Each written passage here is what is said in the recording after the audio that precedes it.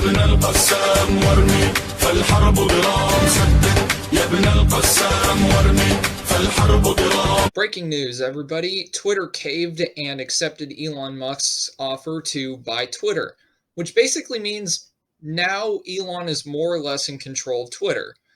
But wait, there's still some areas where this could still go wrong. There's still a few pitfalls and dirty cards that the left might pull out to block this, or at least hinder it from going through.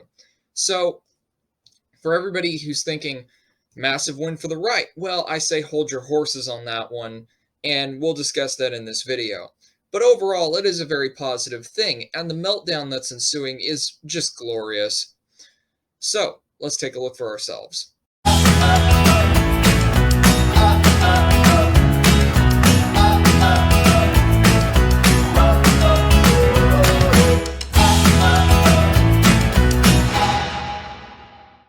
Breaking, it's official. Elon Musk enters into the agreement to buy Twitter. As some of you may know, over the drama of the last few weeks, Elon Musk has made a bid of $43 billion, which is basically pennies to him. He's almost a trillionaire at this point, to buy Twitter, which is monetarily a failing company. I mean, just look at the stocks. It's terrible how the stock's been doing over the past year and a half. So, what's up with this? And is it the massive win that everybody on the right is rushing to say that it is? Yes, and kind of no. So here's what I think is going on with all this. Here's what I think the left can still do to hinder all of this. And here's why I'm a little bit hesitant not to trust Elon. So I will make my position on Elon Musk clear right now. The guy's a wild card. He does not play sides. He is not a Democrat or a leftist by any stretch of the lawn, and he is not a conservative or a Republican by any stretch of the lawn. He is, by all definitions, a wild card. I wouldn't even call him an independent. The guy is just a mad lad, and he's really one of those entrepreneurs who does only come around every once a century.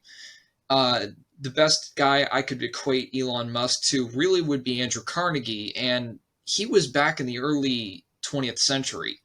So, Elon Musk has entered into a definitive agreement to buy Twitter for $54.20 per share in a cash transaction that is valued at approximately $44 billion. Oh, it's $44 billion. He bumped it up by $1 billion. Twitter Incorporated announced Monday, today, as of the time of filming this. This stunning announcement comes weeks after Musk, the billionaire CEO of Tesla and SpaceX, criticized Twitter's decision and adherence to the principle of free speech. Since then, he purchased a 9% stake in the company and received an invitation to join Twitter's board before ultimately rejecting that offer. On April 14th, Musk made his best and final offer, he actually said that, to purchase Twitter outright, paying a 54% premium over what the stock was valued at the time, which again was abysmally low. Twitter has now taken the deal, and I have a theory as to why that is. The Twitter board conducted a thoughtful and comprehensive process to assess Elon's proposal with a deliberate focus on value, certainty, and financing. The proposed transaction will deliver a substantial cash premium, and we believe it is the best path forward for Twitter's stockholders. So, what's up with this? I mean, just a little while ago, people were hearing all in the news that Twitter was adopting this poison pill strategy, which basically means nobody in the shareholders can hold 15% or more of the company, and that they'll flood the market with new stocks and deflate the value of the company in order to prevent a hostile takeover. But now they've backtracked on that and, gone into the deal with Elon. Basically, it means that any outstanding shares of Twitter's not outright selling to Elon because they don't own them.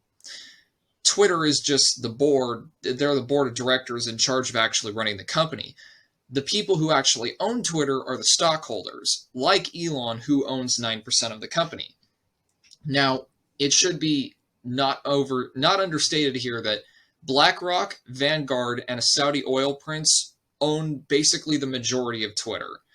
And I don't know how much influence he's going to be able to buy up that will counteract that. That said, I think that a lot of people are going to end up selling shares to him, and that is going to significantly increase his say over the company, maybe to the point where he gets over 51% of the company and he can do whatever the hell he wants with it.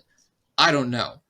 But what prompted all this? Why Twitter suddenly reversed course? I mean, surely money isn't the problem for these people. They were content to censor people into oblivion while bleeding money like they'd just been shot with a 50 cal. Well, this is, I think, why. This is an older article, so some of the things in here that you're going to see are a little bit outdated. But this is the reasoning, I think, why they suddenly reversed course. So, about mid last week, Republicans asked Twitter to keep a paper trail of Musk's bid to deny or to buy the company. It's been a long day. The letter may indicate plans to investigate Twitter if Republicans take control of the House this fall. So everybody's talking about this projected landslide victory for the Republicans. I'm also hesitant about that, and I'm not so sure that's going to happen. But there is obviously a great bit of fear over it, especially from leftist companies who fear huge retribution for the past 2 years. Republicans tend to like Elon Musk. This whole first paragraph is kind of weird. I'll have it linked in the description below if anybody wants to read any of these articles, by the way. Republicans on the House Judiciary Committee asked Twitter chairman Brent Taylor and other members of the company's board to keep a record of any back and forth related to Elon Musk's offer to buy the company. According to the letter shared with CNBC, Musk said Thursday in a filing with the U.S. Securities and Exchange Commission that he had secured enough funding, $46.5 billion, to make good on his offer to purchase Twitter. As Congress continues to examine big tech and how to best protect Americans' free speech rights, this letter serves as a formal request that you preserve all records and materials relating to Musk's offer to purchase Twitter, including Twitter's consideration and response to this offer, and Twitter's evaluation of its shareholder interest with respect to Musk's offer, the lawmakers wrote. If Republicans successfully take control of the House following November's midterm election this fall, they would be able to subpoena records and launch an investigation into Twitter, especially if the company rejects Musk's offer. Right-wing politicians, commentators, and other figures, especially those still upset about Donald Trump's ban from Twitter, are cheering for a self-proclaimed free speech absolutist to win.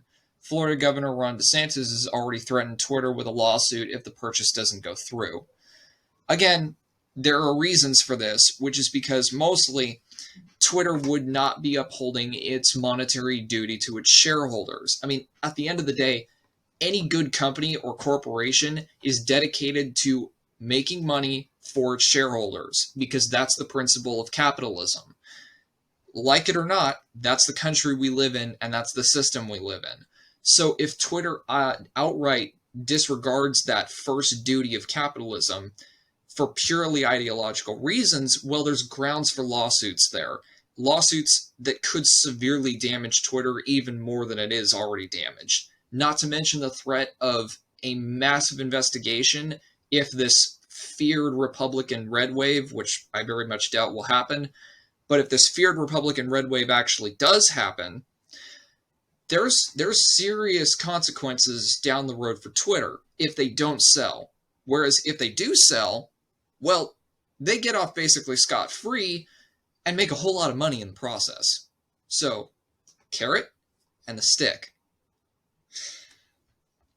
Now, there's still a lot that the left can do to fight this, contrary to popular belief. Like I said before, they can still pull out the dirty thing of not selling shares. I mean, at the end of the day, all the board of Twitter is in control of is selling the outstanding shares of Twitter to Elon, which really aren't that many, and also recommending to its shareholders that they sell to Elon to make a profit for themselves.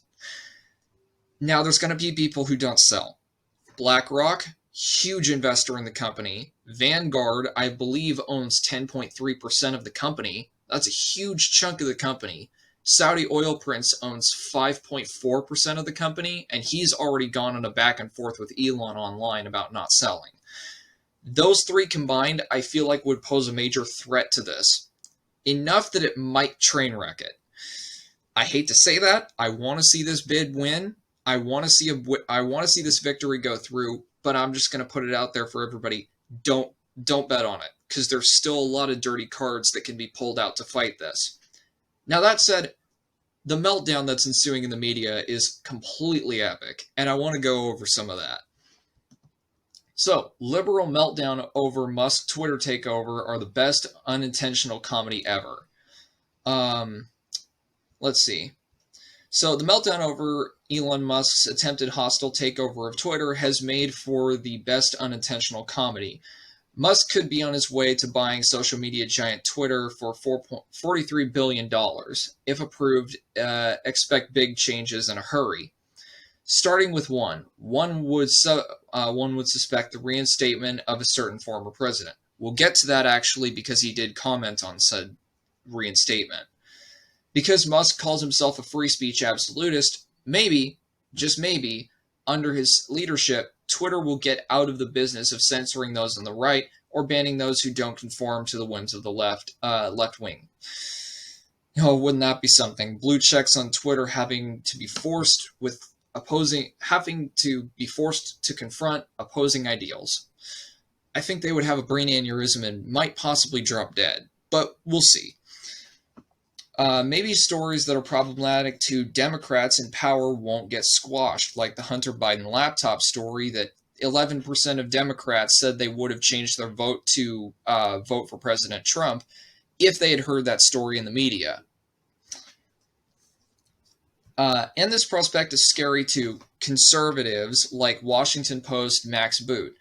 He tweeted, "I am frightened by the impact on society and politics if Elon Musk acquires Twitter. He seems to believe that on social media anything goes. For democracy to survive, we need more content moderation, not less." Frightened? And if Musk is successful, democracy will die in darkness. Come on, man. Okay, how about Axios? They're generally not insane in their reporting, right? Well, here's what they had to say, and then this is kind of weird, but the text is down here. "Today on Twitter feels like the last evening in a Berlin nightclub at the twilight of Weimar, Germany," he tweeted, drawing extensive mockery.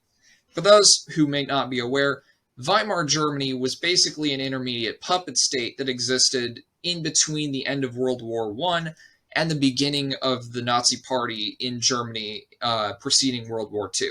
It was a very ineffective government. It was essentially a puppet state for France, and it existed for the sole purpose of keeping Germany neutral in any future conflicts in Europe. And when it collapsed, it basically caused the Great Depression and the rise of the Nazi Party. So that's what that's what Axios is alluding to here. Kind of ridiculous. We can go on here, but they don't call this a mini monologue for nothing. The bottom line here is this: more free speech is always a good thing. Twitter, for far too long, has acted like a political organization. If that organization was located in North Korea, that is. Forget bias. The faceless Silicon Valley Politburo members act like outright activists. Elon Musk, free speech champion, has seen enough. Now, caveat, and again, this is why I don't really trust Elon, he has done some questionable things already. Like, he's very devoted to the whole climate change and global warming and save the earth. And to a degree, I say go for it if you're going to innovate and like bring about better stuff than we have now. But he does tend to go a little bit overboard on that topic. And from what I've been hearing from my buddy Gen Z, he seems like he's already banned for the new company model anything that is any kind of anti-climate change or anti-global warming ads. I don't know whether that's true, but if it is, it wouldn't surprise me, because that's Elon Musk's agenda. He does have one. So I wouldn't call him the free speech czar yet. But in other news, Senator Elizabeth Warren, the Pocahontas, if anybody remembers that meme, decided to open her mouth as well. Last year, Musk referred to Warren as Senator Karen, which makes this even more hilarious that she's the one who opened her mouth first. Billionaire business tycoon Elon Musk has reached a deal to buy Twitter, but Democrat Senator Elizabeth Warren of Massachusetts has warned that this deal is dangerous for our democracy. Boy, isn't anything that opposition parties of the Democrats do these days dangerous for democracy? White people speaking up against CRT and indoctrination of their children in schools. Got to crush that with the FBI. Dangerous for our democracy. They're domestic terrorists, right? And then January 6th, an incident largely incited by the left, dangerous for our democracy, and on the same level as 9/11 or Pearl Harbor. I'm just pointing out a trend here. It seems like the Democrats love calling anything that disagrees with their agenda and ideology a danger to democracy. By the way, we don't actually have a democracy, we have a republic. Newsflash. Twitter announced in a press release on Monday that the company has entered into a definitive agreement to be acquired by an entity wholly owned by Elon Musk for $54.20 per share in cash in a transaction valued at approximately $44 billion.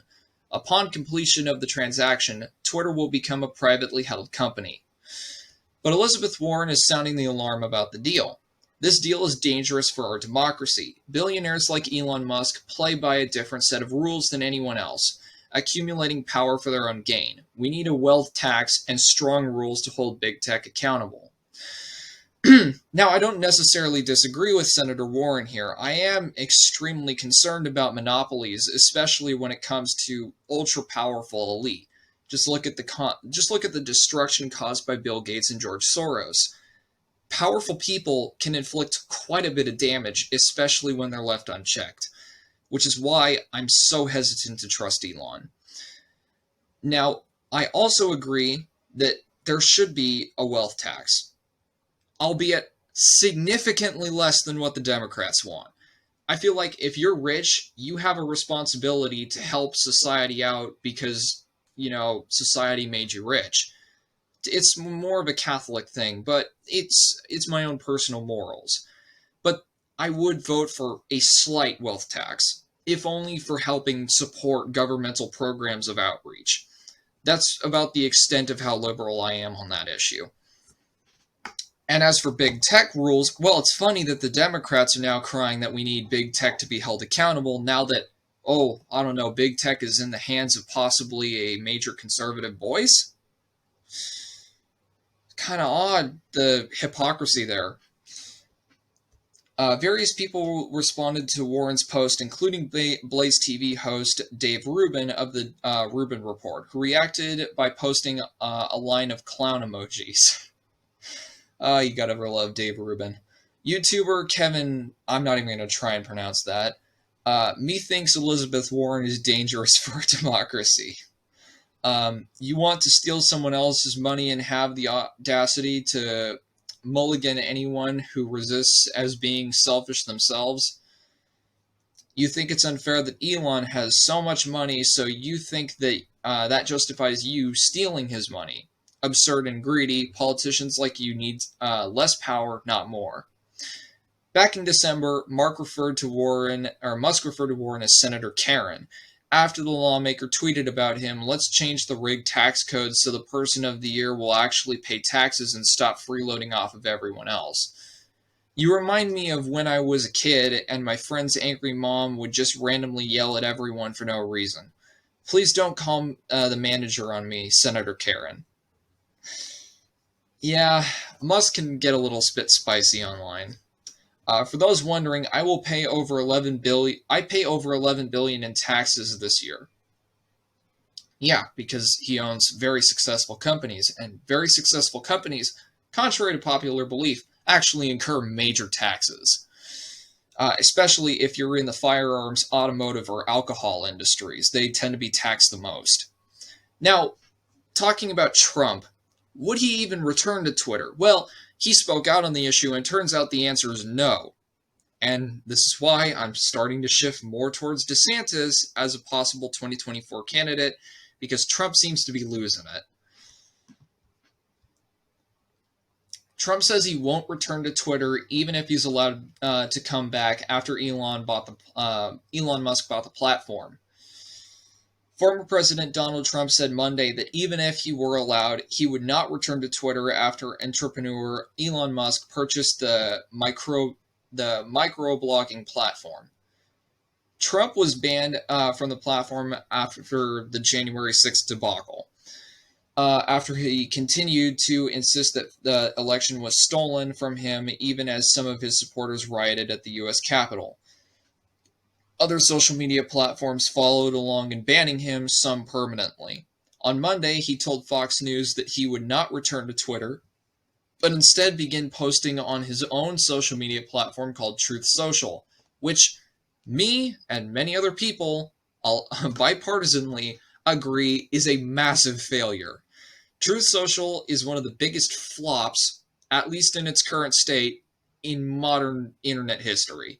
Trump has basically had that platform active for about 6 months now, and the waiting list is so long that despite the fact that Braxton over at Gen Z Patriot was on the waiting list for probably about 4 months, he just got accepted onto the platform like 2 days ago. It's the whole platform is just such a debacle. It's in such a mess right now. I'm not even going to bother trying to get on there until I see major improvements with the user interface, with Trump actually tweeting on the platform. Because as of yet, he hasn't done anything. Trump basically doesn't exist on Truth Social. I have zero confidence in that platform. And honestly, if it came down to me getting Twitter or Truth Social as a new vector to expand CPUSA, I might actually choose Twitter, I hate to say it, because Truth Social is such a massive flop. So I really think it's a dumb move on Trump's part, trying to promote Truth Social over Twitter, especially when Twitter seems like it's really going to become a battleground for free speech, even more so than it has been over the coming months. But anyways, that's my take on this whole situation. Maybe more as it comes in the form of shorts. But stay armed and stay safe, Patriots, and I will see you all later.